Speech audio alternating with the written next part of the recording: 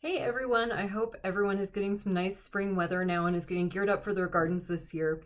One of the best things about planting your garden is selecting the varieties of plants that you put in there. And one of the things that I love the most is picking out my seeds. So we did one video on some of our favorite varieties, but I wanted to share a few other varieties that I routinely have in my garden or some things that are new this year that I'm really excited about.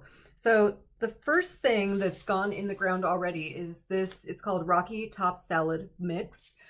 These seeds are going to be just a blend of little leaf lettuces, and they're terrific. They grow really quickly. They have lots of different color to them, so it's very attractive in your garden. You can let them get as large or as small as you want. So you can even pick them as microgreens if you want, or you can let the full heads of lettuce develop. But these are made to be early, so you'll be able to pick them earlier and you'll still get that fun pop of color. So highly recommend the Rocky Top blends. These are amazing. The next one that I wanted to talk about this year that I'm really excited to grow again is corn. So we have two varieties of corn. If you've been on our website, we just updated these a couple days ago. So in the past, I've grown this Damon corn. This stuff is great.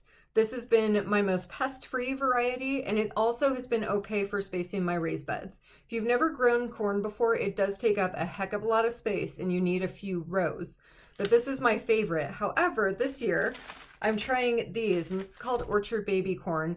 These are made specifically for home gardeners who want to grow in containers or maybe a smaller field. And these guys have, you can see the little penny on there for size comparison. So these guys aren't going to be massive, and each stalk is going to give you 2 ears of these little guys. But I love this because this year I'm going to try growing these in containers, and this is going to be helpful in 2 ways.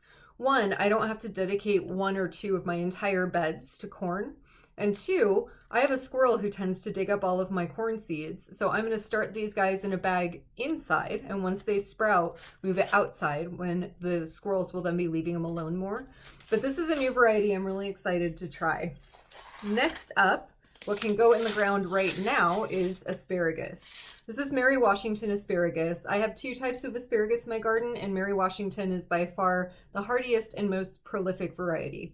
So the thing about asparagus is you need to wait a couple years to harvest. If you plant from seed, you need to wait till the 3rd season to harvest. And it sounds like a long time, but once you get asparagus started, it's a perennial, so it's going to come back year after year. So it'll be a really prolific plant.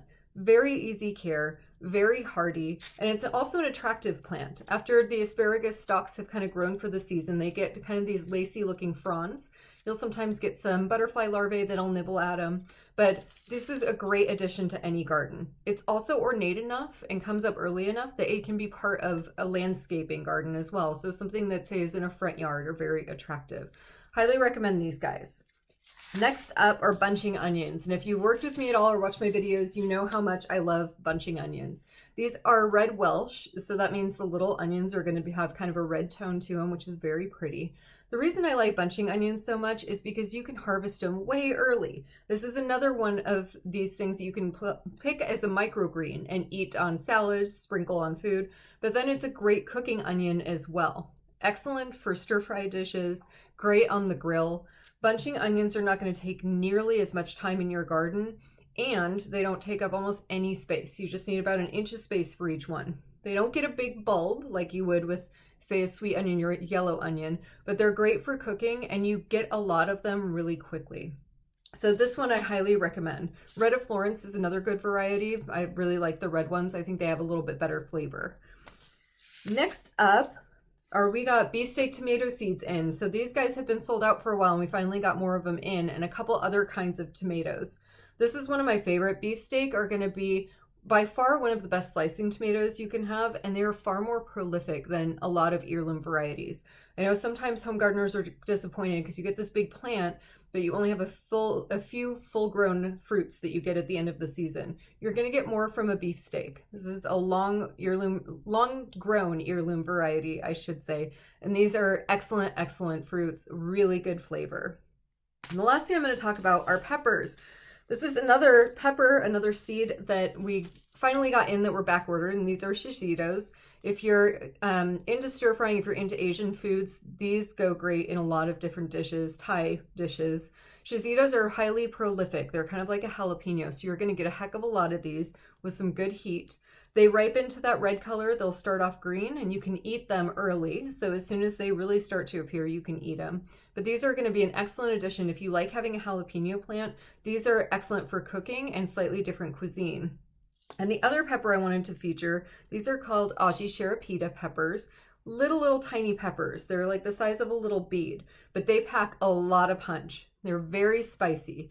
They have kind of a floral note to them.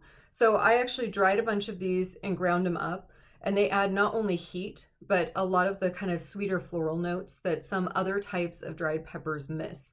They're also a small compact plant. I grew mine in a little tiny container and got tons of these little guys at the end of the season.